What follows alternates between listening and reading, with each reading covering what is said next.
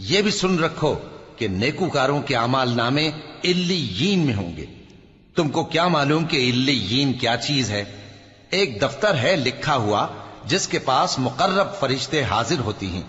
بے شک نیک لوگ نعمتوں میں ہوں گے، تختوں پر بیٹھے ہوئے نظارے کریں گے، تم ان کے چہروں ہی سے نعمت کی تازگی معلوم کر لو گے۔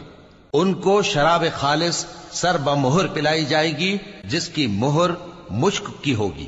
تو نعمتوں کے لیے ریس کرنے والوں کو چاہیے کہ اسی کی ریس کریں، اور اس میں آب تسنیم کی آمیزش ہوگی۔ وہ ایک چشمہ ہے جس میں سے اللہ کے مقرب پیئیں گے۔